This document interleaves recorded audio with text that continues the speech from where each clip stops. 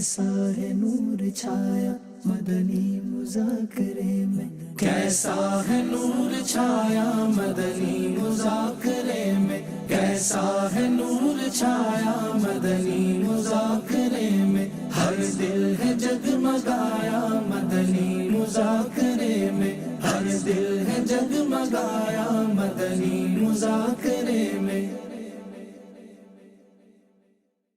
الحمدللہ رب العالمین والصلاة والسلام على خاتم النبیین، اما بعد فاعوذ باللہ من الشیطان الرجیم، بسم اللہ الرحمن الرحیم، الصلاة والسلام علیک یا رسول اللہ وعلی آلک واصحابک یا حبیب اللہ، الصلاة والسلام علیک یا نبی اللہ وعلی آلک واصحابک یا نور اللہ۔ فرمان آخری نبی صلی اللہ تعالی علیہ وآلہ وسلم، جس نے مجھ پر ایک بار درود پاک پڑھا، اللہ پاک اس پر 10 رحمتیں نازل فرماتا، 10 گناہ مٹاتا اور 10 درجات بلند فرماتا ہے۔ صلو علی الحبیب صلی اللہ علی محمد۔ الحمدللہ دعوت اسلامی کے عالمی مدنی مرکز فیضان مدینہ میں اس وقت ملک کے مختلف شہروں سے مسجدوں کے امام صاحبان، خطیب صاحبان وغیرہ تشریف لائے ہوئے ہیں، اور ان کا 3 دن کا تربیتی اجتماع جاری ہے۔ آج اس کی پہلی شب ہے۔ میں تمام ائمہ کرام کو خوش آمدید کہتا ہوں۔ اچھا خیر، عوام ائمہ کرام شاید نہ سمجھتے ہو، اس لیے میں نے امام صاحبان کہا تھا شروع میں۔ تو امام کی جمع ائمہ، اور غلط العوام یہ ہے آئمہ، آئمہ نہیں ہے، ائمہ۔ تو امامت کی فضیلت و عظمت اس سے بڑھ کر کیا بیان کی جائے کہ وہ منصب ہے کہ جس سے رسول اللہ صلی اللہ تعالی علیہ وآلہ وسلم اور خلفاء راشدین نے نبھایا، اور اس کے لئے بہترین افراد کا انتخاب بھی کیا۔ امامت کو لوگ بہرحال جو بھی آج کل امام صاحب کے تعلق سے سوچتے ہیں، لیکن یہ بہت پیارا منصب ہے کہ امام الانبیاء ہے نا، نبیوں کی امامت مسجد اقصی میں ہوئی تھی شب معراج، پیارے آقا صلی اللہ علیہ وسلم نے نبیوں کی امامت فرمائی۔ مسجد نبوی شریف کے بھی آپ امام، ہر صورت میں ہمارے امام ہیں سرکار صلی اللہ علیہ وسلم۔ پیارے پیارے آخری نبی صلی اللہ علیہ وسلم کا فرمان عالی شان ہے، بروز قیامت 3 شخص کستوری کے ٹیلوں پر ہوں گے، ان میں سے ایک وہ شخص ہے جو قوم کا امام رہا، اور وہ یعنی قوم کے لوگ اس سے راضی تھے۔ ایک روایت میں ہے کہ امام کو اس قدر اجر ملے گا جس قدر اس کے پیچھے نماز ادا کرنے والے سب مقتدیوں کو ملے گا۔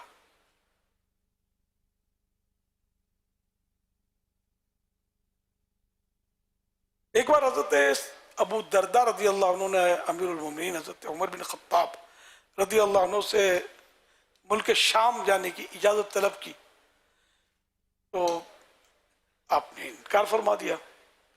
پھر اس شرط پر جانے کی اجازت دی کہ وہاں کے گورنر بن کر جائیں، وہاں کے گورنر بن جائیں۔ مگر حضرت ابو درداء رضی اللہ عنہ صحابی رسول تھے، انہوں نے گورنر بننا قبول نہ فرمایا، اور عرض کی میں تو شام اس لیے جانا چاہتا ہوں تاکہ وہاں کے لوگوں کو اللہ پاک کے محبوب صلی اللہ علیہ وسلم کی سنتیں سکھاؤں اور انہیں سنت کے مطابق نماز پڑھاؤں۔ حضرت عمر رضی اللہ عنہ انکار نہ فرما سکے، اور آخر کار انہیں جانے کی اجازت عطا فرمائی۔ حضرت ابو درداء رضی اللہ عنہ سوریہ شام کو آج کل سوریا کہتے ہیں. شام یعنی سوریا مشہور شہر دمشق کی جامع مسجد کے امام تھے، اور آپ رضی اللہ عنہ کا اس مسجد میں علم دین سیکھنے کا بہت بڑا حلقہ لگتا تھا. اس میں کم و بیش 1600 افراد حاضر ہوتے تھے، 1600 کم و بیش. یہ ان کی شان تھی. یوں مطلب یہ کہ گورنر کا عہدہ قبول نہ فرمایا کہ میں تو مسجد کا امام بننا چاہتا ہوں. کتنی بڑی بات ہے. تو صحابہ کرام علیہم رضوان کا انتخاب ہی درست ہوتا تھا. ہم لوگ دو امام صاحب ہیں بھی جو، تو وہ بھی یار اس میں ترقی نہیں ہے، کوئی آدمی مطلب مالی طور پر تنگ ہی رہتا ہے، یوں کر لینا چاہیے تو وہ کر لینا چاہیے. تو یہ ظاہر کے وسوسے کم و بیش سبھی کو آتے ہوں یا بہت سو آتے ہوں گے. تو یہ جھٹک دیں آپ کہ یہ وہ منصب ہے جو ہمارے پیارے پیارے نبی صلی اللہ علیہ وسلم نے امامت فرمائی ہے. اللہ کی رحمت ہے. اور دعوت اسلامی بھی جو اٹھی ہے، ایک مسجد کے امام ہی اس کو لے کر چلا تھا. دیکھا جائے تو الحمدللہ مسجد بھی کوئی مشہور نہیں، چھوٹی سی مسجد، اب کوئی توسیع ہوئی ہے اس کی، چھوٹی سی مسجد تھی، چند صفیں اس کی تھی الحمدللہ. تو یوں امامت کا منصب جو یہ دین کی خدمت کے حوالے سے بھی نہایت ہی اہم ہے کہ امام سے لوگ مانوس ہوتے ہیں. ایک تعداد ہے جو مانوس ہوتی ہے، احترام کرتی ہے، اس کی بات توجہ سے سنتی ہے. امام کا منصب جو اگر اخلاص کے ساتھ ہو اور اللہ کی رضا کے لیے تو بہترین ہے. اللہ پاک کے پیارے پیارے آخری نبی صلی اللہ تعالی علیہ وآلہ وسلم کا فرمان عالی شان ہے، تم میں سے اچھے لوگ اذان کہیں اور قرہ یعنی قاری صاحبان امامت کریں. ارشاد امام احمد رضا خان رحمۃ اللہ علیہ، اسلام میں نماز بہت اہم عبادت ہے اور اس کی ادائیگی کے لیے بہت احتیاط درکار. یہاں تک کہ ہمارے علماء کرام نے صراحت فرمائی، یعنی کھل کر یہ بات ارشاد فرمائی کہ اگر نماز چند وجہ سے صحیح ہوتی ہے اور ایک وجہ سے فاسد یعنی ٹوٹ جاتی ہے تو اسے فاسد ہی یعنی ٹوٹا ہوا ہی قرار دیں گے. مزید فرماتے ہیں امام ایسا شخص مقرر کیا جائے جس کی طہارت صحیح ہو.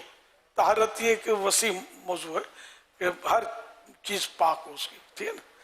یعنی کوئی بھی قدر مانع یعنی ایسی نجاست نہ اس جگہ پر جو نماز پڑھے گا، نہ کپڑوں پر ہو، اور بدن کی وضو بھی ہو تو غسل بھی فرض اس پر نہ ہو وغیرہ. یہ طہارت کی تفصیلات ہیں. تو طہارت اس کی صحیح ہو، قراءت درست ہو، سنی صحیح العقیدہ ہو، فاسق نہ ہو، اس میں کوئی بات نفرت مقتدیان کی یعنی مقتدیوں کے لیے نفرت کا باعث نہ ہو. مسائل نماز و طہارت سے آگاہ ہو. یہ چند خوبیاں امام میں ہونی چاہیے. اعلیٰ حضرت رحمۃ اللہ علیہ فرما رہے ہیں اسلام کی بہترین خدمت اور رزق حلال کے حصول کا ایک عمدہ ذریعہ مسجد کی امامت بھی ہے، مگر خبردار بے پرواہی کے باعث مقتدیوں کی نمازوں کا بوجھ جہنم میں بھی پہنچا سکتا ہے. لہذا طہارت و نماز وغیرہ کے ضروری مسائل سے آگاہ ہونا اور ان کے مطابق عمل کرنا یہ بھی ضروری ہے. ظاہر نصیب کہ دعوت اسلامی عالمی مدنی مرکز فیضان مدینہ محلہ سوداگران پرانی سبزی منڈی کراچی یا جہاں میسر آئے دعوت اسلامی کے ماحول میں کئی جگہ یہ نعمت حاصل ہو سکتی ہے، تو وہاں امامت کورس ضرور ضرور ضرور کر لیجئے. کئی غلطیاں آپ کے سامنے آ جائیں گی اور کئی بہتریاں آپ کو مل جائیں گی انشاءاللہ، اور آپ بہتر طریقے پر امامت کے فرائض انجام دے سکیں گے. الحمدللہ شعبہ امامت کورس کے تحت 3 ماہ، 5 ماہ اور 10 ماہ یہ کورسز کا سلسلہ شروع کیا گیا ہے۔ مزید مدنی پھول یہ کہ امام صاحبان کو چاہیے، بلکہ ہر اسلامی بھائی کو چاہیے کہ بہار شریعت کے کم از کم شروع کے جو 4 حصے وہ پڑھ لیں اور اس کو سمجھ لیں۔ اس میں نماز کے بہت سارے مسائل آ جاتے ہیں، وضو کے، طہارت کے، غسل کے، طرح طرح کے مسائل مطلب اس میں آ جاتے ہیں۔ اور 4 حصے نہیں پڑھے اور پھر مطلب امامت بھی کر رہا ہے تو وہ شاید بعض صورتوں میں بہت بڑے جوخم سے دوچار ہو جاتا ہوگا۔ باریک باریک مسائل ہیں اس میں جو بندے کو پتہ نہیں چلتے، سمجھ نہیں آتی، اور بعض اوقات پڑھنے سے بھی اتنا سب بات سمجھ میں نہیں آتی جب تک کسی اور سے نہ سیکھ لے۔ تو ماشاءاللہ دعوت اسلامی میں تو دارالفتہ اہل سنت بھی ہے، مفتیان کرام بھی ہیں، تو دیگر علماء اہل سنت جو اس کا ذوق رکھتے ہوں تو ان سے بھی مزید معلومات کر کے رہنمائی حاصل کر لینی چاہیے۔ نماز میں جو سورتیں اور اذکار پڑھتے ہیں، سورتیں تو سمجھ میں اذکار یعنی سمجھو کہ سبحان ربی العظیم، سبحان ربی الاعلیٰ، سمیع اللہ لمن حمیدہ، وغیرہ وغیرہ جو بھی یہ التحیات، درود ابراہیم، یہ سب اذکار میں ہی سب آ گیا۔ تو یہ جو پڑھتے ہیں قراءت کے علاوہ یہ سب بھی درست ہونے ضروری ہیں، ان میں بھی اگر گڑبڑ ہوئی تو کام خراب ہو جائے گا۔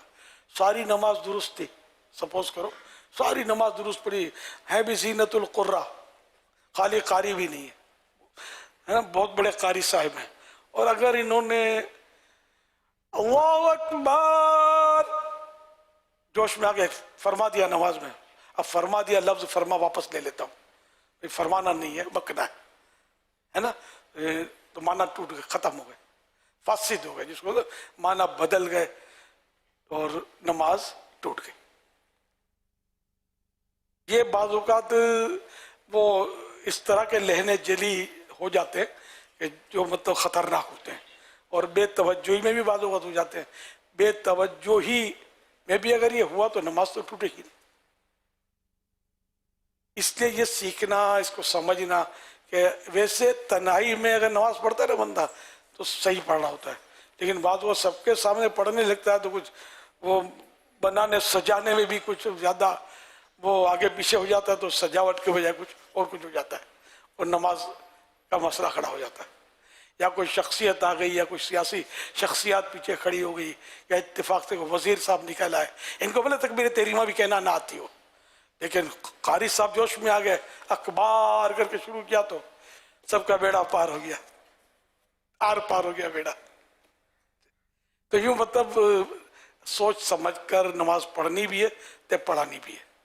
لہٰذا یہ کہ امام صاحب کو بھی چاہیے کہ جو امامتیں کرتے ہیں، اگر امامت کورس کیا ہے واقعی یعنی اس میں کامیابی بھی حاصل کی ہے، مرحبا، 100 کروڑ مرحبا، نہیں کی اور امامت بھلے برسوں سے کرتے، آپ گھبرائیں نہیں، کسی اچھے امام سنی قاری صاحب ہوں، ان کو اپنے مخارج جو حروف ہے نا یہ ان سے چیک کروا لیں، کیونکہ بہت تجربہ مجھے کہ بعض بلکہ ایک تعداد ہے جن کے مطلب حروف جو ہے نا وہ صحیح ادا ہو نہیں رہے ہوتے، بعض اوقات یعنی کہ معنی فاسد ہو جاتے ہیں، یہ کر رہے ہوتے ہیں امامت لگے ہوتے ہیں۔ تو اب یہ کہ تو اپنی نماز بھی تو جاری ہے نا اور دوسروں کی بھی جا رہی ہے، اور امامت کی اگر تنخواہ لے رہا تو امامت بھی کہاں ہو رہی ہے، امامت کا حق تو ادا نہیں ہو رہا نا، تو نمازیں برباد کر رہے ہیں، ان کی روزی کہاں کی حلال، کہاں سے حلال ہوگی؟ بہرحال یہ کہ اللہ پاک سے ڈرتے ہوئے اللہ کو راضی کرنے کے لیے اپنی نمازیں درست کرنی ہے، شرمانا نہیں ہے، پوچھ لینا ہے، معلومات کر لینی ہے، کتابوں سے ڈھونڈ لینا ہے۔ اگر یہ 4 حصے ہر چیز کے شروعات کے پڑھ لیں گے تو اللہ کرے گا منزل کافی آسان ہو جائے گی۔ کورس ضروری ہے، کیونکہ اگر خالی کتابوں سے ڈگریاں مل جاتی تو کتابیں تو سب ہوتی ہیں، سلیبس کی ساری کتابیں ہوتی ہیں، بازار میں مل جاتی ہیں، لیکن اتنے اسکول، اتنے کالج، اتنے دارالعلوم، اتنے سنیوں کے مطلب ہمارے جامعات المدینہ اور یہ سارے نہ ہوتے نا کہ بھئی کتابیں دکان پہ رکھ دی ہیں، کتاب لے لو، سر پہ رکھ لو یا گھول کے پی لو تو اندر چلی جائیں گی اور آپ ماہر عالم دین بن جائیں گے، ایسا ہے۔ استاد کی حاجت تو رہتی ہے. وہ تو بہت پرانا محاورہ ہے کہ گدھے پر نفسیات کی کتابیں لاد دی جائیں تو وہ ماہر نفسیات نہیں بن جاتا. ہو سکتا آپ نے سنا، ہم نے تو بچپن سے شاید سنائی ہے. تو کتابیں اپنی جگہ پر ہیں، میں کتابیں سمجھنے کے لیے جو اس کے مطلب ماہر ہیں ان کی رہنمائی سے بے نیازی نہیں ہو سکتی. اگر معاشی پریشانی نہ ہو تو بغیر تنخواہ کے امامت انشاءاللہ الکریم آپ کے لیے دونوں جہان میں باعث سعادت ہے. حضرت ابو ہریرہ رضی اللہ عنہ فرماتے ہیں امام و مؤذن کو ان سب کے برابر ثواب ہے جنہوں نے ان کے ساتھ نماز پڑھی ہے. ثواب بہت ہے. لیکن جو تنخواہ لیتا ہے اس کے بارے میں اعلیٰ حضرت رحمۃ اللہ علیہ اگرچہ جواز کے ہی قائل ہے، متأخرین نے جواز کا فتویٰ دیا، متقدمین جو پہلے کے علماء تھے وہ تو امامت کی تنخواہ کو جائز نہیں کہتے تھے کہ عبادت پر تنخواہ جائز نہیں ہے، تو امامت بھی عبادت. لیکن بعد میں اس کی ضرورت پیش آئی، اب مسجدیں خالی ہو جائیں گی، لوگ معاش کی تلاش میں پڑیں گے. پہلے لوگ خود بخود اماموں کی، علماء کی اس طرح کی خدمت کرتے تھے تو یوں گاڑی چلتی تھی. اب انہوں نے خدمت کی طرف سے تھوڑا ہاتھ کھینچا، اب امام صاحب ہوا کھائے، کیا کھائے، بچوں کو کیا کھلائے، تو اب وہ معاش کی طرف جائے گا تو مسجد کون سنبھالے، مسجدیں خالی ہو جائیں گی. تو یوں پھر ضرورت کے تحت امامت کی اجرت کو جائز قرار دیا. تو اعلیٰ حضرت رحمۃ اللہ علیہ فرماتے ہیں کہ امامت کی اجرت جس نے لی اگرچہ جائز ہے لیکن ان کو ثواب نہیں ملے گا امامت کا، کیونکہ وہ اپنی امامت بیچ چکا. یہ ہے تو اس لیے مطلب جس سے بن پڑے کوئی ایسی مطلب صورت ہے یا خاندان ایسا ہے کہ جس نے مطلب یہ کہ بھئی دوسرے بھائی کما رہے ہیں اور یہ خدمت کر رہے ہیں، ترکیب مدینہ ہے، محتاجی والی بھی نہیں ہے، تان طنز دل دکھانے والا انداز بھی بھائیوں کا نہیں ہے، ترکیب بنی ہوئی ہے. تو پھر یہ کہ جس سے بن پڑے، جس کے لیے ممکن ہو، یا کوئی اور کسب حلال کی صورت ہے اس کے پاس، تو امامت پھر فی سبیل اللہ کرے، پھر اس کی تو بات ہی کچھ اور ہوگی. کرنے والے کرتے بھی ہوں گے.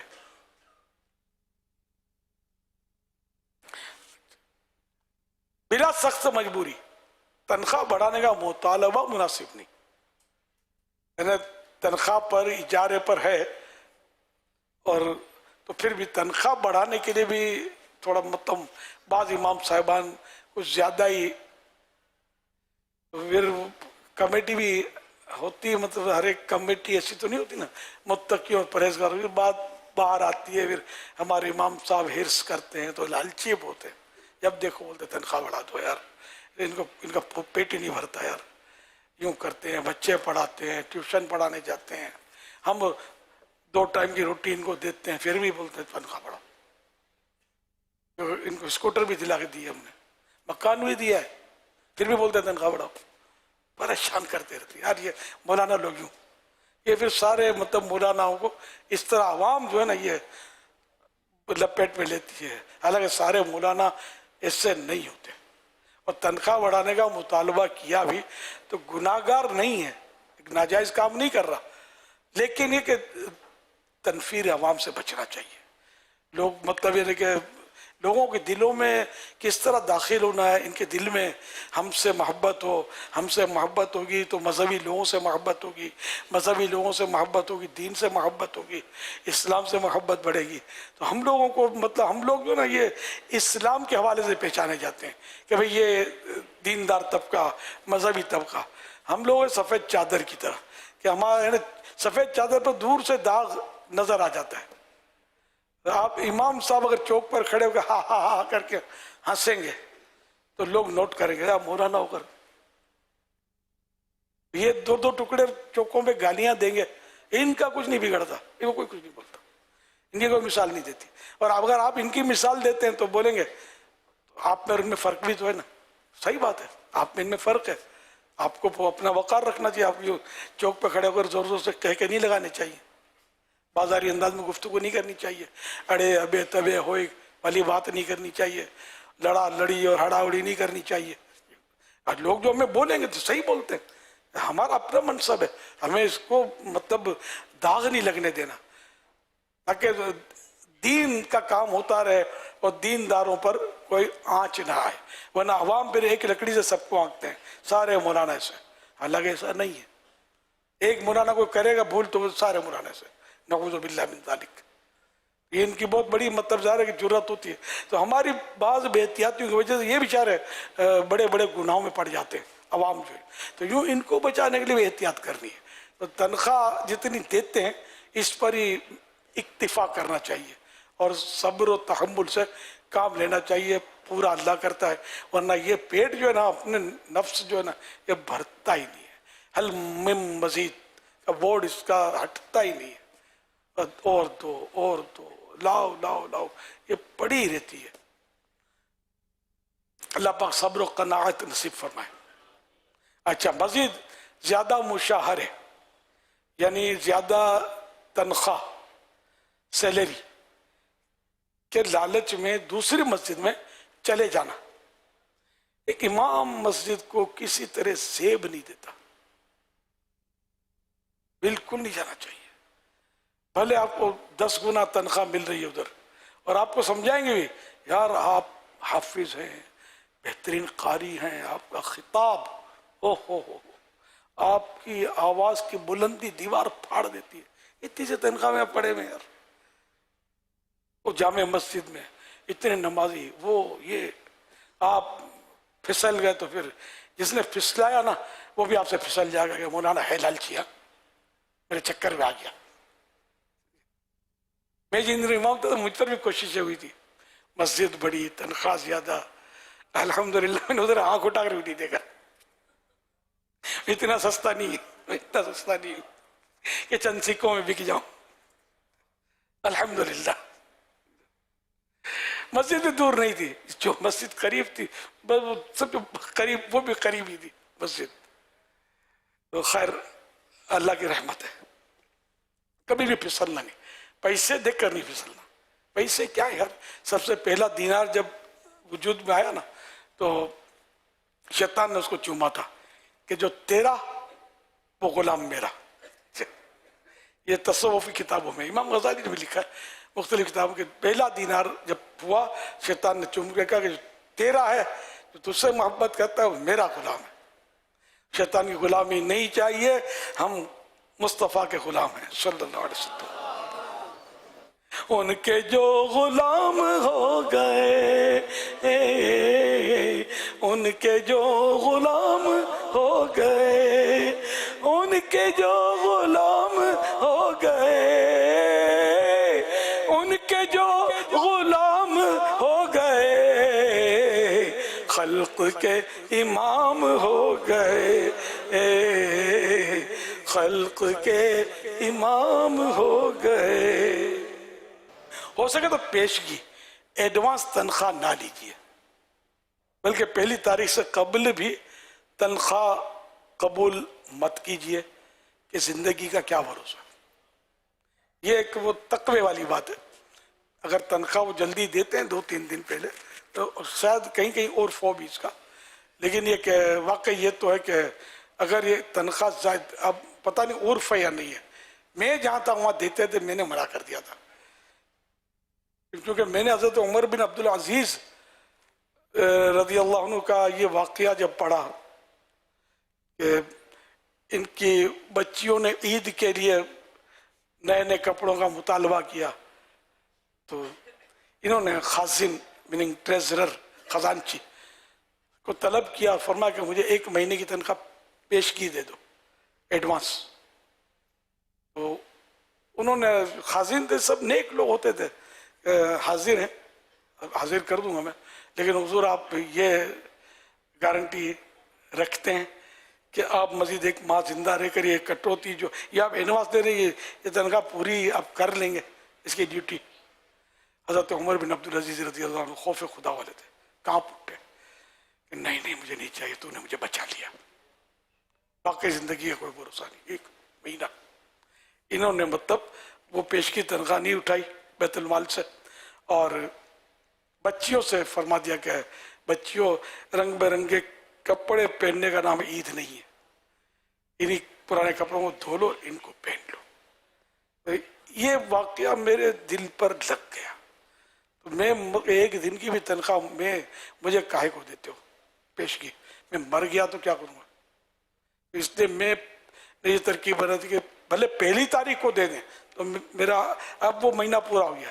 تو یوں مطلب میں نے اچھا پھر میں نے کبھی بھی تنخواہ بڑھانے کا نہیں کہا.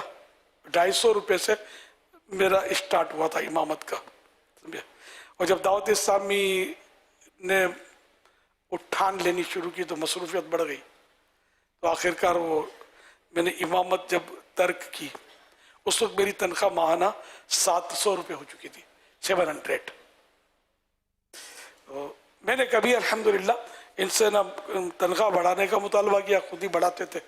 250 سے بڑھتے بڑھتے 700 تک کر ہی دیا نا. 10 سال تک میں یہ نور مسجد امامت کی تھی. میں نے کاغذی بازار جہاں سے دعوت اسلامی نے بھی اٹھان لی. اچھا، اور کبھی میں نے ان لوگوں سے قرضہ نہیں مانگا کمیٹی سے کہ مجھے قرضہ دے دو، میرے یہ مسائل، مجھے گھر چاہیے، مجھے کپڑے چاہیے، فلاں سہولتیں چاہیے. الحمدللہ. تو یوں مطلب یہ کہ اللہ کی رحمت سے ان پر میرے جانے کے بعد بھی ان کے دلوں میں میری محبت رہی. الحمدللہ. ایک بار پھر اس مسجد میں کچھ عرصے کے بعد دعوت اسلامی کے اجتماع کی صورت میں ہوئی ترکیب، میرا بیان ہوا، مسجد بھر گئی، باہر لوگ جمع ہو گئے، اور پھر رات بھر تک میرے مقتدی مجھے اپنے اپنے گھروں پر لے جاتے رہے. الحمدللہ رات ختم ہو گئی، فجر آ گئی، میرے مقتدیوں کے گھر کے پھیرے میرے ختم نہیں ہوئے. تو جانا تو اس طرح جانا ہے کہ لوگ آپ کو یاد کریں، یہ نہیں کہ یار جان چھوٹی، تنگ کر رکھا تھا مولانا نے. الحمدللہ. تو بالکل آپ پیسے کو نہیں ٹچ کریں گے، مالداروں سے ترکیبیں نہیں بنائیں گے، صرف مالداروں کو ہی لفٹ نہیں دیں گے، سب سے ملیں گے. نہیں ملیں گے، جا کے حجرے میں بیٹھ گئے. میں ملتا تھا لوگوں سے، مجھے بلاتے تھے مولانا بچہ روتا ہے تعویذ بنا دو. تو ٹائم بیٹھ ٹائم جب بھی میں جا کے بیٹھ جاتا تھا. مسجد جا رہا ہوں، چلو بھائی نماز کا ٹائم ہو گیا، جماعت تیار ہے. تو الحمدللہ مطلب یہ کہ ایسی ترکیب آپ رکھیں گے نا تو آپ دیکھیں گے کیا ہے مدینہ ہوتا کیسے ہے، پریکٹیکل ہو جائے گا آپ کو. بہرحال سوال کرنے سے بلکہ قرضہ مانگنے سے بھی بچنا ہی ہے.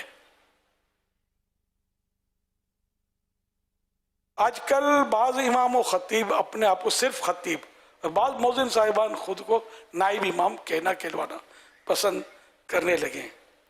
امام الانبیاء صلی اللہ علیہ وآلہ وسلم وعلیہ الصلاۃ والسلام کے غلام کو امام، اور سرکار مدینہ صلی اللہ علیہ وسلم کے مؤذن حضرت بلال حبشی رضی اللہ عنہ کے دیوانے کو مؤذن یا نائب امام کہلوانے میں شرم محسوس نہیں کرنی چاہیے.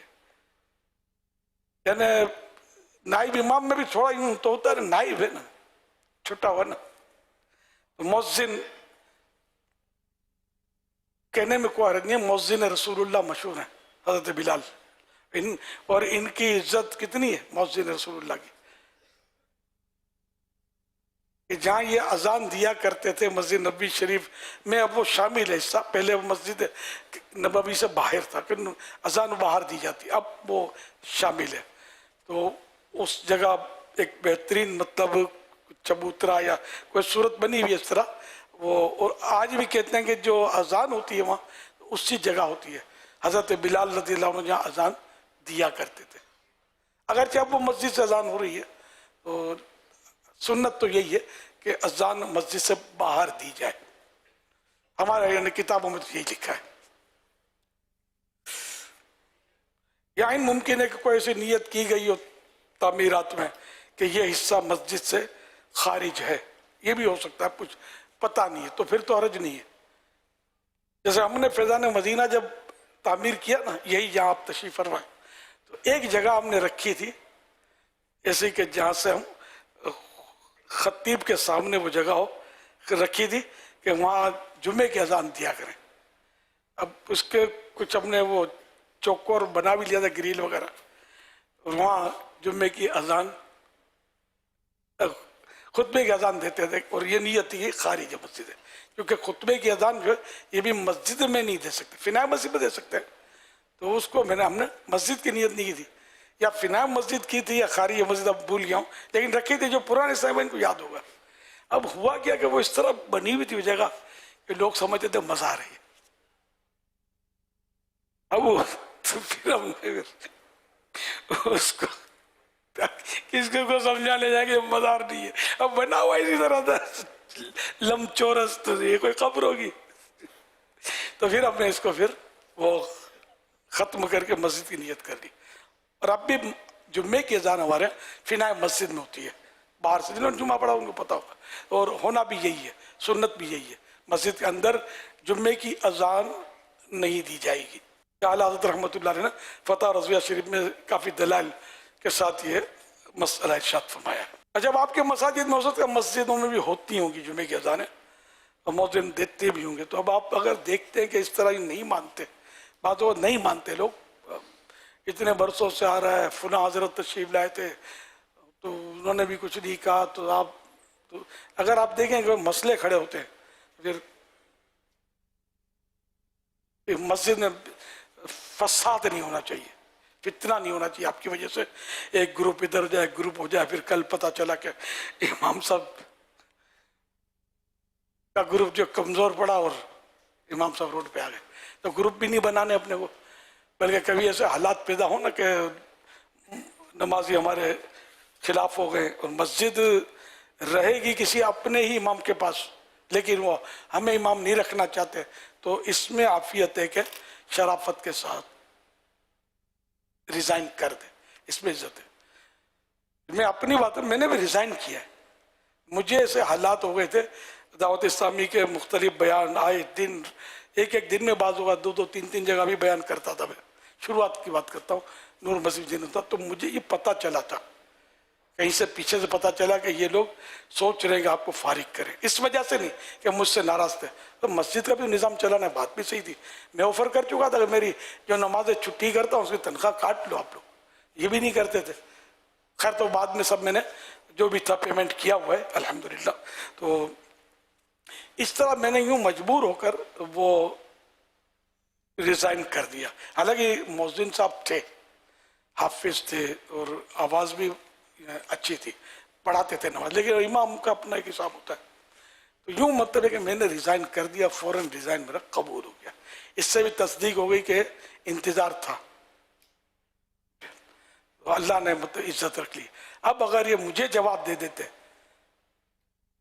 سپاس نامہ پیش کر کے ہی جواب دیتے کوئی تعریفی، تو بات اتنی خراب ہوتی میری کہ دعوت اسلامی کا جو امیر نہیں وہ جو اس تو مسجد سے نکالا ہے، سمجھے، تو اللہ نہ کرے دین کے کاموں میں کیسی رکاوٹیں کھڑی ہوتی، اللہ نے مجھے بچا دیا، جس نے مجھے مشورہ دیا اللہ اس کا بھی بھلا کرے کہ یار یوں ہے، اپنے کو پہلے سے ہی ایوارڈ ٹرن ہونا ہے، سمجھ میں آ گیا، میری گھر جا کر ریزائن لکھ کر دیا ہے متولی صاحب کو، بالکل چون چاں کچھ نہیں کی، لے کے رکھ لیا، تصدیق ہوگی۔